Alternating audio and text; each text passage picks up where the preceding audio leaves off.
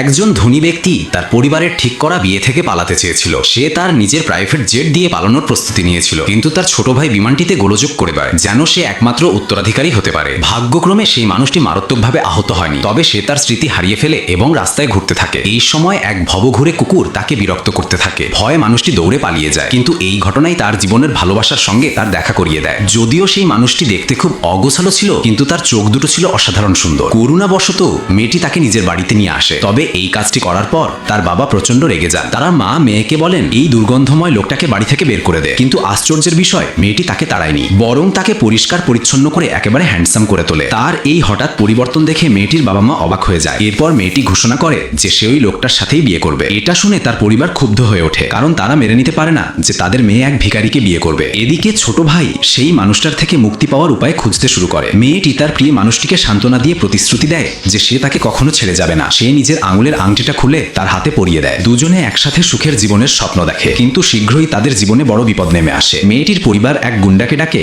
যে মেয়েটিকে বিয়ে করতে চায় এবং সেই মানুষটিকে তাড়িয়ে দিতে চায়। গুন্ডা দেখে মেয়েটি ভিখারির প্রতি কতটা যত্নশীল, এতে তার মনে হিংসা জন্মায়। যদিও সে ঝগড়া করতে চায় না, তবুও রাগে জ্বলতে জ্বলতে সেখান থেকে চলে যায়। তারপর দুজনে সিদ্ধান্ত নেয় তারা সবকিছু ছেড়ে দূরে চলে যাবে। কিন্তু যখন মানুষটি ব্যাগ গোছাচ্ছিল, তখনই তাদের গাড়ি চালক হঠাৎ মেয়েটিকে নিয়ে পালিয়ে যায়। সেই ড্রাইভার আসলে ওই গুন্ডার পাঠানো লোক ছিল, যার উদ্দেশ্য ছিল মেয়েটিকে জোর করে বিয়ে করা। লোকটি তাদের পিছু ছিল, কিন্তু সামনে আসা এক গাড়ি সে দেখতে পায়নি এবং দুর্ঘটনায় পড়ে যায়। ভাগ্যক্রমে সে বেঁচে যায় এবং হাসপাতালে জ্ঞান ফিরে পায়। সেখানে তার পুরনো সহকারীকে দেখে তার স্মৃতি ফিরে আসে, কিন্তু এখন সে অতীতে ফিরতে পারে না, কারণ যাকে সে সবচেয়ে ভালোবাসে সে তো ইতিমধ্যেই বিয়ের পোশাক পরে ওই গুন্ডার সঙ্গে বিয়ে করতে যাচ্ছে। সবাই খুশিতে উদযাপন করছে, কিন্তু বিয়ের মণ্ডপে শুধু সেই মেয়েটিই কাঁদছে। ঠিক যখন গুন্ডা তার আঙুলে আংটি পরাতে যাচ্ছিল, তখনই দরজা খুলে যায় আর সেখানে দাঁড়িয়ে থাকে সেই মানুষটি, একদম রাজকীয় স্যুট পরে।